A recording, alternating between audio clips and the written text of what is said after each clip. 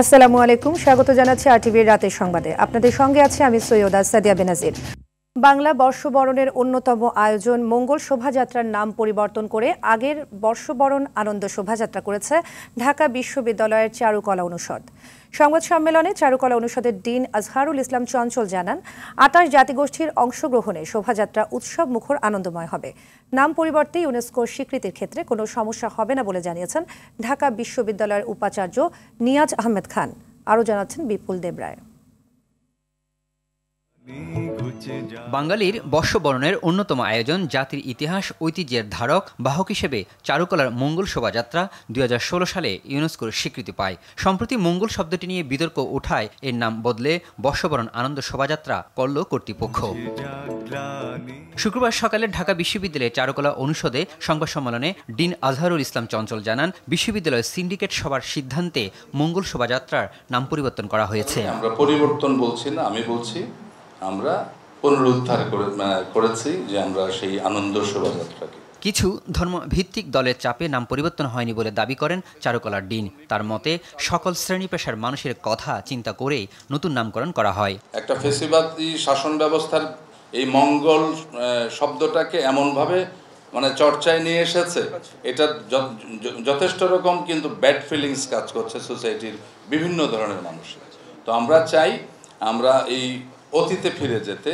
ঢাকা বিশ্ববিদ্যালয়ের উপাচার্য নিয়াজ আহমদ খান বলেন, এবার বর্ষবরণ আয়োজনে সম্প্রতি ঐক্যের ডাক ও স্বৈরাচার বিরোধী বিশেষত্ব থাকবে।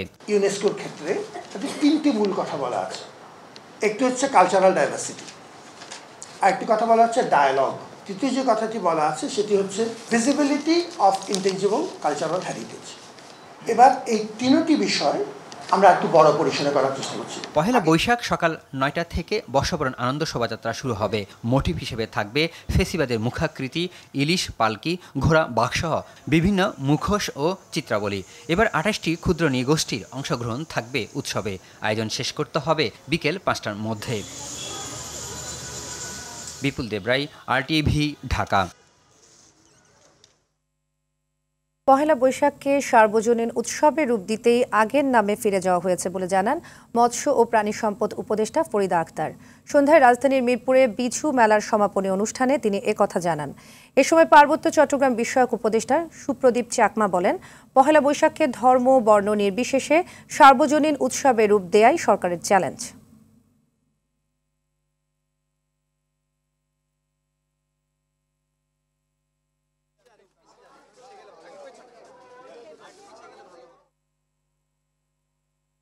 যারা নাম দিয়েছে মঙ্গল শোভাযাত্রা, তার আগে কিন্তু এটার নাম আনন্দ শোভাযাত্রা ছিল। তো এমন না যে আমরাই হঠাৎ করে নতুন করে বদল করছি, এই নাম পরিবর্তন হতেই পারে। কালচারাল ইনক্লুসিভিটি যেটা ইজ ভেরি এসেন্সিয়াল এখন, কারণ বৈষম্য বিরোধী আন্দোলন কিন্তু এভাবেই হয়েছে যে আমরা একসাথে থাকবো, অনেক রঙের পরিস্ফুটন ঘটবে এবং এখানেই আমাদের সাহসটা যে আমরা একসাথে আছি, একসাথে থাকবো। বর্ষবরণ উৎসবে কোনো ধরনের নিরাপত্তার শঙ্কা নেই, তাই সবাই স্বতঃস্ফূর্তভাবে অংশগ্রহণ করার আহ্বান জানিয়েছেন ছায়ানটের নির্বাহী সভাপতি সরওয়ার আলী।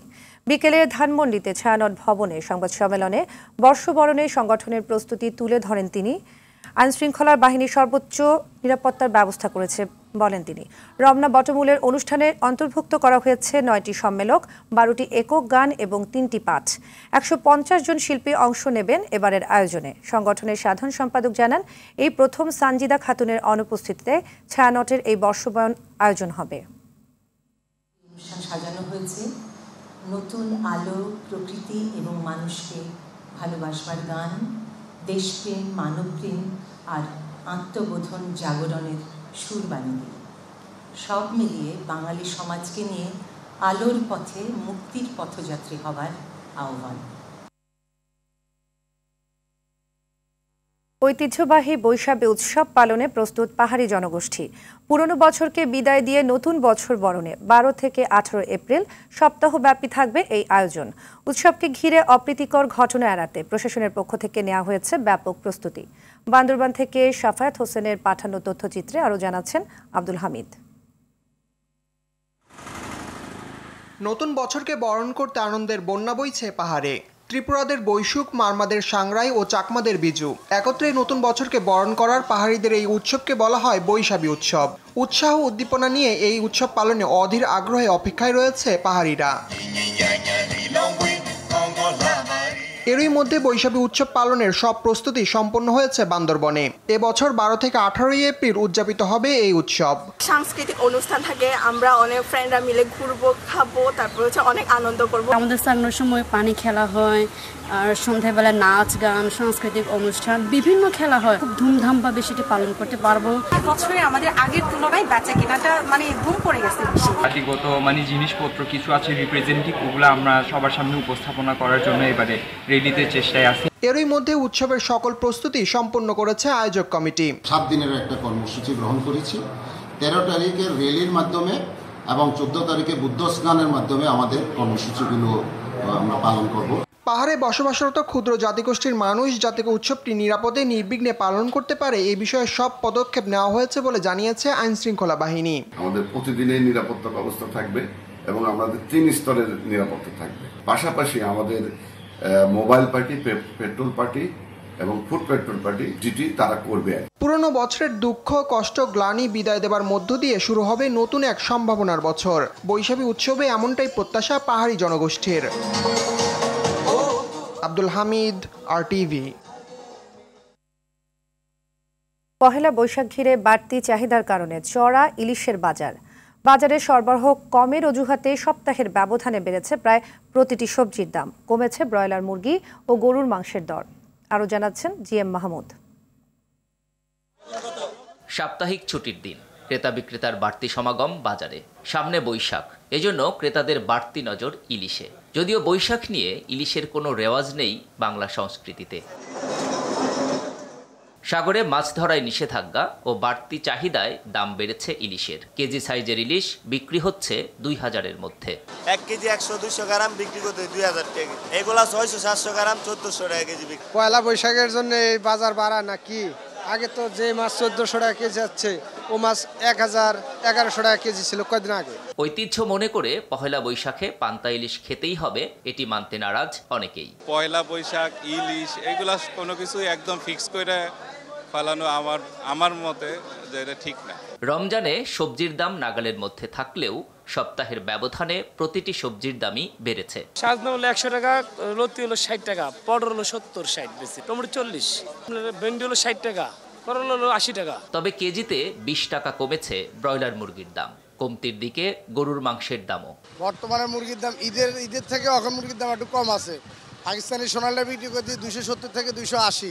আগের বাড়তি দামে চালের বাজার স্থিতিশীল থাকলেও কমার সম্ভাবনা জানিয়েছে ব্যবসায়ীরা। 88 থেকে 90 টাকা আর 28টা হলো 60 থেকে 62 টাকা কোয়ালিটি বুঝে বিক্রি হচ্ছে।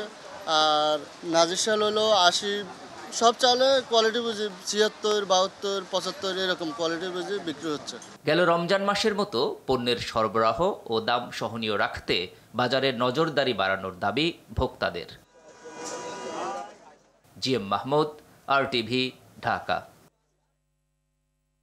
এবার অন্যান্য প্রসঙ্গ। দেশের মানুষের মৌলিক অধিকার নিশ্চিতের জন্য নির্বাচন চায় বিএনপি। ক্ষমতার জন্য লালায়িত না বলে মন্তব্য করেছেন দলটির স্থায়ী কমিটির সদস্য সেলিমা রহমান। দুপুরে তোপখানা রোডে ডিপ্লোমা মেডিকেল অ্যাসোসিয়েশনের বিশেষ কাউন্সিলে তিনি এমন কথা বলেন। স্বরাষ্ট্র উপদেষ্টার দেয়া বক্তব্যের জবাবে সেলিমা রহমান বলেন, 5 বছর ক্ষমতায় থাকার অধিকার এই সরকারের নেই। জনগণের ভোটে নির্বাচিত সরকার বাকি সংস্কার করবে।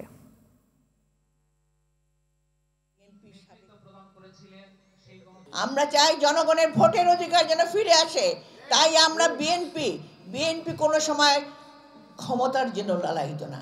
তাহলে তারা এত নির্যাতিত, এত নিপীড়িত হলেও বিএনপি থেকে একটা কর্মীও পলায়ন করে নাই, একটা কর্মীও কোথাও যায় নাই। সারা জনগণের আস্থা আছে বিএনপির প্রতি।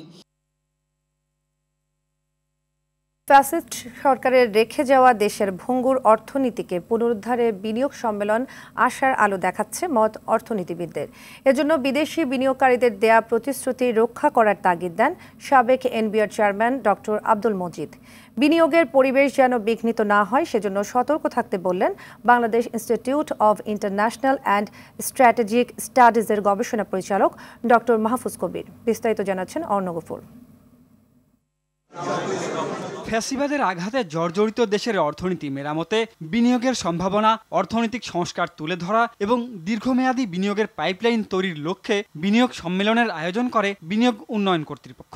4 দিনের এ সম্মেলনে প্রায় 50টি দেশের 450-র বেশি বিনিয়োগকারী অংশ নেয়। শতাধিক বিনিয়োগের প্রতিশ্রুতিও মেলে।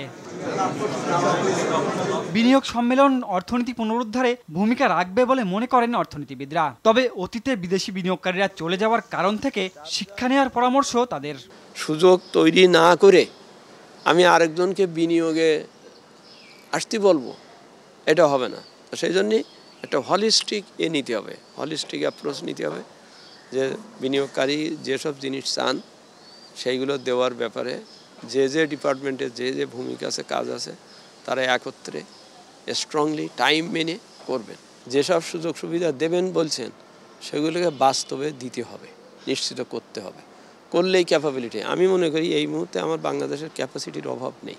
ওয়ান স্টপ সার্ভিস যদি আমাদের হয় তাহলে সেক্ষেত্রে এক জায়গায় অ্যাপ্লাই করবেন এবং 7 দিন থেকে 15 দিনের ভিতরে তারা সমস্ত সার্টিফিকেটগুলো পাবেন, অ্যাপ্রুভালগুলো পাবেন।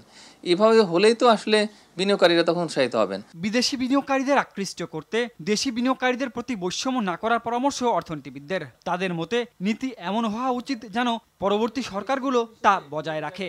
এই যে আমলাতান্ত্রিক দলিলতা, ইউটিলিটির প্রবলেম, তারপরে মাঠ পর্যায়ে যে তীব্র অভিজ্ঞতা সেগুলোকে আসলে কমানো বা সেগুলোকে দূর করা, তো এই বিষয়গুলো আমরা যদি দূর করতে পারি বা এগুলোকে অ্যাড্রেস করতে পারি তাহলে সেক্ষেত্রে আশা করি সামনের দিনগুলোতে বিনিয়োগ আসবে। পরিষ্কার বলতে হবে যে আমার এখানে ট্যাক্স হচ্ছে এই রেট, এটা 5 বছর মিনিমাম, 5 বছর এই রেটই বলবৎ থাকবে। তাহলে ওইটার ভিত্তিতে এটা হিসেব করে বিনিয়োগ করতে পারবে। আপনি এদিকে ট্যাক্স আজকে বললেন 45% কথার কথা, পরের বছর আপনি ওইটা করলেন 50, তারপরে বছর হয়তো বেশি বলাবলি করাতে করলেন 35, তো ও তো সিদ্ধান্ত নিতে তো ওর সমস্যা হয়ে গেল। সব পর্যায়ে একই নীতি ও সুষ্ঠু পরিবেশ নিশ্চিত করলে সম্মেলনে না আসা অনেক বিনিয়োগকারী আকৃষ্ট হবে বলে মনে করেন এ দুই অর্থনীতিবিদ। 100টা শুধুমাত্র নয়, 1000টা কোম্পানিও আসতে পারে যদি আমরা তাদের জন্য সুবিধাগুলো তৈরি করে দিতে পারি। অরণ্য গফুর, RTV, ঢাকা।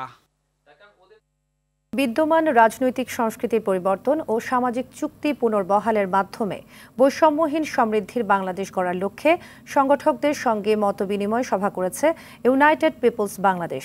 ঢাকার কেরানীগঞ্জের নেকরেসবাগের একটি রেস্টুরেন্টে এই সভা করে ঢাকা জেলা দক্ষিণ ইউনাইটেড পিপলস বাংলাদেশ। সভায় বক্তারা ইউনাইটেড পিপলস বাংলাদেশ দল গঠনের কারণ, দেশের রাজনৈতিক প্রেক্ষাপট এবং দলটির লক্ষ্য উদ্দেশ্য তুলে ধরে।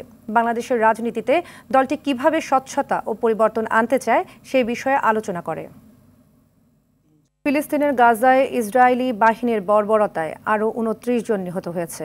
অঞ্চলটি অবরোধ করে রাখায় চরম আকারে পৌঁছেছে খাদ্যের সংকট, পাশাপাশি নানা রোগে আক্রান্ত হচ্ছে শিশু, নারীসহ সাধারণ মানুষ। এই অবস্থায় মৃত্যুর মিছিলে যুক্ত হচ্ছে একের পর এক ফিলিস্তিনের নাম। ফিলিস্তিনের মানবিক পরিস্থিতির দ্রুত অবনতি হচ্ছে এবং বাস্তুচ্যুত মানুষের জন্য পানি সরবরাহের ঘাটতি সম্পর্কেও সতর্কতা উচ্চারণ করেছে জাতিসংঘ। বিস্তারিত রাকিব হাসানের রিপোর্টে।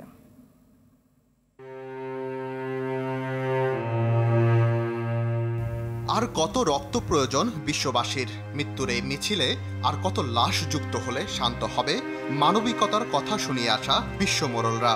কতটা বা কবর খোঁড়া হলেই এক হবে মুসলিম বিশ্ব? সবকিছুর মাত্রায় যেন অতিক্রম করে ফেলেছে রক্তপিপাসু ইসরায়েল। রেহাই পাচ্ছে না ফিলিস্তিনের নিষ্পাপ শিশুরাও। ইসরায়েলি অস্ত্রের কাছে এই শিশুরা ঝরে পড়ছে একের পর এক লাশ হয়ে। আর সন্তানহারা মায়েদের আহাজারি যেন পৌঁছাচ্ছে না সুশীল বিশ্ববাসীর কাছে। শুধু অত্যাধুনিক অস্ত্রের ব্যবহারই নয়, অবরুদ্ধ গাজা উপত্যকায় মানবিক পরিস্থিতি ভয়াবহ রূপ ধারণ করেছে। নিরুদ্দেশ যাত্রায় ছুটে চলেছে নিরীহ ফিলিস্তিনবাসী। জাতিসংঘ জানিয়েছে বর্তমানে সেখানে 60,000-এর বেশি শিশু মারাত্মক অপুষ্টিতে ভুগছে। বাস্তুচ্যুত মানুষের জন্য পানি সরবরাহের ঘাটতি সম্পর্কেও সতর্কতা উচ্চারণ করেছে সংস্থাটি। খাবার ও জ্বালানির রসদ দ্রুত ফুরিয়ে এসেছে। এমন পরিস্থিতিতে OCH এর উদ্ধৃতি দিয়ে জাতিসংঘের মুখপাত্র ফারহান হক গাজায় গুরুত্বপূর্ণ পণ্য ও সহায়তা প্রবেশের অনুমতি দেওয়ার জন্য ক্রসিংগুলো পুনরায় চালুর প্রয়োজনীয়তার উপর জোর দিয়েছেন। মানবিক সহায়তাকারীদের উপর হামলা আন্তর্জাতিক মানবিক আইনের গুরুতর লঙ্ঘন এবং এ বিষয়ে দায়ীদের জবাবদিহি নিশ্চিত করা প্রয়োজন বলেও জানান তিনি। মার্কিন সংবাদ মাধ্যম দ্য নিউ ইয়র্ক টাইমস সম্প্রতি একটি ভিডিও প্রকাশ করে। সেখানে দেখা যায় ইসরায়েলি বাহিনী গত 23 মার্চ গাজার দক্ষিণে 15 জন জরুরি কর্মীকে ইচ্ছাকৃতভাবে হত্যা করে। ভিডিওটি উদ্ধার করা হয় নিহত এক প্যারামেডিকের মোবাইল ফোন থেকে, যেটি গণকবরে পাওয়া গিয়েছিল। রাকিব হাসান, RTV। এদিকে ফিলিস্তিনে ইসরায়েলি বাহিনীর বর্বর গণহত্যার প্রতিবাদ এবং স্বাধীন ফিলিস্তিন রাষ্ট্র প্রতিষ্ঠার দাবিতে আজও সারা দেশে বিক্ষোভ ও প্রতিবাদ সমাবেশ অনুষ্ঠিত হয়েছে। বিভিন্ন রাজনৈতিক দল, ধর্মীয় ও সামাজিক সংগঠন এসব কর্মসূচি পালন করে। এতে অংশ নেয় সাধারণ মানুষ। বক্তারা ফিলিস্তিন ইস্যুতে বড় বড় মুসলিম রাষ্ট্রগুলোর নিশ্চুপ থাকার সমালোচনা করেন। এছাড়া ইসরায়েলি পণ্য বয়কটের ডাক দেন তারা। রুদ্র রফিকের রিপোর্টে থাকছে বিস্তারিত। জুমার নামাজ শেষে জাতীয় মসজিদ বাইতুল মোকাররমের উত্তর গেটে ফিলিস্তিনে গণহত্যার বিচারের দাবিতে বিক্ষোভ সমাবেশ করে ইসলামী যুব আন্দোলন। তাদের সাথে যোগ দেয় সাধারণ মুসল্লিরা। ইউক্রেনের যুদ্ধ থামানোর জন্য রাশিয়ার প্রেসিডেন্ট আর ইউক্রেনের প্রেসিডেন্টের মধ্যে বৈঠক হয়, অথচ ফিলিস্তিনের সেই যুদ্ধকে থামানোর জন্য কেন সৌদি আরব ভূমিকা নেয় না? বাংলাদেশে যে সকল ইসরায়েলি ব্যবসা করছেন, অনতিবিলম্বে আপনাদের ব্যবসা গুটিয়ে ফেলুন। সমাবেশ শেষে প্রতিবাদ মিছিল বের করে তারা। জাতীয় প্রেস ক্লাব ও শাহবাগ মোড়ে বিক্ষোভ সমাবেশ করে বেশ কয়েকটি রাজনৈতিক দল। বক্তারা রাজনৈতিক, সামাজিক, অর্থনৈতিক ও সাংস্কৃতিকভাবে ইসরায়েলকে বয়কটের আহ্বান জানান। পণ্য বয়কট করার নামে আবার এই যে আপনি যেভাবে বাটা সহ বিভিন্ন কোম্পানিতে যে হামলা আক্রমণ করছেন, মব সন্ত্রাস যেভাবে আজকে জেগে উঠছে, এটাকে বন্ধ করতে হবে। আপনি বাংলাদেশের যেমন প্রধান উপদেষ্টা, তেমনি শান্তিতে নোবেল পেয়ে আপনি সারা দুনিয়ার মানুষের কাছে স্বীকৃত। আন্তর্জাতিক পরিসরে এই গণহত্যা বন্ধের জন্য উদ্যোগ গ্রহণ করুন। ইসরায়েলের আগ্রাসনের বিরুদ্ধে ময়মনসিংহের ভালুকায় বিক্ষোভ মিছিল অনুষ্ঠিত হয়েছে। উপজেলার বিভিন্ন এলাকা সহ ঢাকা ময়মনসিংহ মহাসড়কে এই কর্মসূচি অনুষ্ঠিত হয়। গণহত্যার প্রতিবাদে নওগাঁয় মানববন্ধন করে সামাজিক সাংস্কৃতিক সংগঠন 21 পরিষদ। শহরের মুক্তির মোড় নওজোয়ান মাঠের সামনে এ মানববন্ধন অনুষ্ঠিত হয়। নীলফামারীতে সাধারণ শিক্ষার্থীদের ব্যানারে গণ আন্দোলন কর্মসূচি পালিত হয়। শহরের চৌরঙ্গি মোড়ে কর্মসূচিতে স্কুল, কলেজ ও বিশ্ববিদ্যালয়ের শিক্ষার্থী সহ বিভিন্ন সংগঠনের ছাত্রনেতারা অংশ নেয়।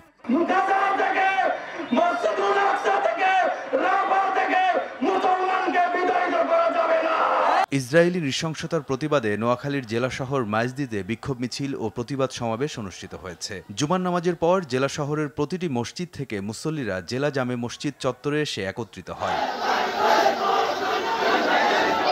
ফিলিস্তিনকে স্বাধীন রাষ্ট্র ঘোষণার দাবিতে পঞ্চগড়ের শহীদ মিনারের সামনে বিক্ষোভ সমাবেশ করে ফিলিস্তিন মুভমেন্ট নামের একটি সংগঠন।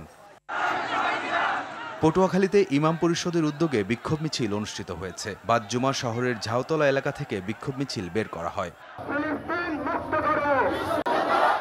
ইসরায়েলের গণহত্যার প্রতিবাদ ও ফিলিস্তিনের প্রতি সংহতি জানিয়ে রাজশাহীতে বিক্ষোভ মিছিল ও প্রতিবাদ সমাবেশ করেছে আহলে হাদিস আন্দোলন বাংলাদেশ।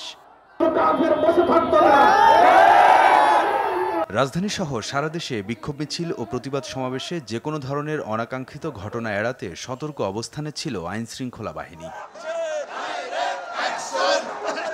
রুদ্র রফিক, RTV। বিগত ফ্যাসিস্ট আমলে ব্যাংক খাত থেকে প্রায় 5 লাখ কোটি টাকা আত্মসাৎ করা হয়েছে বলে মন্তব্য করেছেন বাংলাদেশ ব্যাংকের গভর্নর আহসান এইচ মনসুর। একটি পরিবার বা গোষ্ঠী এই অর্থ পাচারের সাথে জড়িত উল্লেখ করে তিনি আরও বলেন, এই অর্থ ফিরিয়ে আনতে 6 মাসের মধ্যে উল্লেখযোগ্য অগ্রগতি দেখতে পাবে সবাই। চট্টগ্রামে অর্থ পাচার প্রতিরোধ ও সমসাময়িক ব্যাংকিং ইস্যু নিয়ে আয়োজিত সংবাদ সম্মেলনে এসব কথা বলেন কেন্দ্রীয় ব্যাংক গভর্নর। ব্যাংকের কোনো কর্মকর্তার বিরুদ্ধে লুটপাটে জড়িত থাকার সুনির্দিষ্ট অভিযোগ পেলে ব্যবস্থা নেওয়া হবে বলেও হুঁশিয়ারি দেন তিনি। ব্যাংকিং খাতের একটা বড় একটা অংশ কতিপয় পরিবার বা গোষ্ঠী তারা মানি লন্ডারিং করে এটাকে বাইরে নিয়ে চলে গেছে, চুরি করা সম্পদ। সেই সম্পদ ফিরিয়ে আনার ব্যাপারেও আমরা কাজ করছি। সেটা আমরা করছি আমাদের আন্তর্জাতিক সম্প্রদায়ের সাথে। গ্রীষ্ম মৌসুমে লোডশেডিং কমিয়ে আনার জন্য সর্বোচ্চ চেষ্টা করছে সরকার, জানিয়েছেন বিদ্যুৎ ও জ্বালানি উপদেষ্টা মোহাম্মদ ফাউজুল কবির খান। তিনি বলেন, যদি লোডশেডিং হয় আগে ঢাকা শহরে হবে, পরে দেশের অন্য জায়গায় হবে। আগের মতো শুধু গ্রামে লোডশেডিং হবে না বলে জানান বিদ্যুৎ ও জ্বালানি উপদেষ্টা। চট্টগ্রামের পাহাড়তলীর ওয়াগন মেরামত কারখানা ও ডিজেল ওয়ার্কশপ পরিদর্শন শেষে তিনি আরও জানান, রেলওয়ে হাসপাতালে এখন থেকে রেল কর্মীদের পাশাপাশি সাধারণ মানুষকেও চিকিৎসা দেওয়া হবে। রাজধানী সহ দেশের বিভিন্ন স্থানে ভূমিকম্প অনুভূত হয়েছে। বিকেল 4:52 এ ভূমিকম্প অনুভূত হয়। যুক্তরাষ্ট্রের ভূতাত্ত্বিক জরিপ সংস্থা USGS এর তথ্য অনুযায়ী রিক্টার স্কেলে এই ভূমিকম্পের মাত্রা ছিল 4.3। আবহাওয়া অধিদপ্তর জানিয়েছে, ভূমিকম্পের উৎপত্তিস্থল ব্রাহ্মণবাড়িয়া ও হবিগঞ্জের কাছে বাংলাদেশ ও ভারত সীমান্ত এলাকায়। বিশ্বের সবচেয়ে বড় দুই বাণিজ্য প্রতিদ্বন্দ্বী চীন ও যুক্তরাষ্ট্রের মধ্যে চলছে বাণিজ্য লড়াই। যুক্তরাষ্ট্রের শুল্ক বাড়ানোর প্রতিক্রিয়ায় এবার চীনও পাল্টা যুক্তরাষ্ট্রের পণ্যের উপর শুল্ক 84% থেকে বাড়িয়ে 125% আরোপ করেছে। এর আগে এক রাতের ব্যবধানে চীনের পণ্যের উপর আরোপ করা শুল্কের পরিমাণ 125% থেকে বাড়িয়ে 145% নির্ধারণ করেছে হোয়াইট হাউস। লাল সবুজের জার্সিতে খেলার আগ্রহ প্রকাশ করেছেন কানাডার জাতীয় দলের ফুটবলার সামিত সোম। শুক্রবার বাফুফেকে নিজের ইচ্ছার কথা জানান তিনি। এ কথা নিশ্চিত করেছেন ফেডারেশনের সহসভাপতি ফাহাদ করিম। আগামী জুনে সিঙ্গাপুরের বিপক্ষে ম্যাচে তাকে পেতে সর্বোচ্চ চেষ্টার কথা জানান তিনি। বিস্তারিত মাহফুজুল ইসলামের রিপোর্টে। হামজা চৌধুরীর পর সামিত সোম কানাডা জাতীয় দলের হয়ে দুটি ম্যাচ খেলা সিলেটি বংশোদ্ভূত এই ফুটবলার আসতে যাচ্ছেন বাংলাদেশে। দীর্ঘ সময় ভাবনা চিন্তার পর লাল সবুজের জার্সিতে খেলার আগ্রহের কথা বাফুফেকে জানিয়েছেন সামিত। খবর পাওয়ার পর কাজ শুরু করে দিয়েছে ফেডারেশনও। কোন প্রক্রিয়ায় এগুলে দ্রুত তাকে পাওয়া যাবে সে বিষয়ে চলছে হোমওয়ার্ক। প্রয়োজনীয় কাগজের চাহিদাপত্র গোছানো শেষে রোববার থেকে আনুষ্ঠানিক কাজ শুরু করবে বাফুফে। উনি খেলার ইচ্ছা পোষণ করেছেন, দ্যাট হ্যাজ বিন কনফার্ম। এখন আমরা চিন্তা করছি গোয়িং ফরওয়ার্ড ওনার প্রসেসে কতক্ষণ সময় লাগবে এবং উনি কোন কোন খেলার জন্য অ্যাভেলেবল থাকতে পারবে সে ব্যাপারটা আমরা 1-2 দিনের মধ্যে আলাপ করে সিদ্ধান্ত নেব। বাট হি হ্যাজ এগ্রিড যে he would like to play for our লাল সবুজের জার্সি। ওনার বাবা মা দুজনেই বাংলাদেশি এবং বাংলাদেশে তাদের জন্ম। প্রসিডিউরাল একটা ইস্যু আছে। প্রসিডিউরাল ইস্যু আছে কি আপনার পাসপোর্টগুলো আপডেটেড আছে দেখতে হবে, জন্ম নিবন্ধনের ইস্যু আছে, ওনার পাসপোর্টের ইস্যু আছে। সো এখানে একটা মিনিমাম সময় লাগবেই। আমাদের তরফ থেকে আমরা তো এক্সপেরাইট করবো এবং যত তাড়াতাড়ি সম্ভব করবো ইনশাল্লাহ। এর পরের ধাপ হচ্ছে ফিফাতে। সো ফিফার ক্ষেত্রে তো আমাদের কন্ট্রোলটা নেই, বাট ওখানে ডেফিনেটলি আমাদের সভাপতি রিকোয়েস্ট করবেন যতটুকু সম্ভব তাড়াতাড়ি করার জন্য। কানাডার সর্বোচ্চ স্তরের একাধিক ক্লাবে খেলেছেন সামিত। অনূর্ধ্ব 20 ও 21 জাতীয় দলের হয়ে মোট 11টি ম্যাচ ছাড়াও 2020 সালে মূল দলের জার্সিতে খেলেছেন 2টি ম্যাচ। এই হাই প্রোফাইল ফুটবলারকে আগামী জুনে ঘরের মাঠে AFC এশিয়ান কাপ বাছাইয়ে সিঙ্গাপুরের বিপক্ষে ম্যাচে পাওয়ার আশা বাফুফের। আমরা জুনের 10 তারিখকে মাথা রেখে কাজ করব। আমি এটা ছেড়ে দিতে চাচ্ছি না। So I am gonna try for 10th of June। যদি ইনশাল্লাহ হয় আলহামদুলিল্লাহ, কোনো কারণে যদি না হয় তখন উইল থিঙ্ক লেটার। বাট এই মুহূর্তে আমি জুনের 10 তারিখে মাথা রেখে কাজ করতে চাই। মাহফুজুল ইসলাম, RTV, ঢাকা। রাতের সংবাদ এ পর্যন্তই। মধ্যরাতের সংবাদ 1টায় দেখার আমন্ত্রণ রইল। ধন্যবাদ সবাইকে।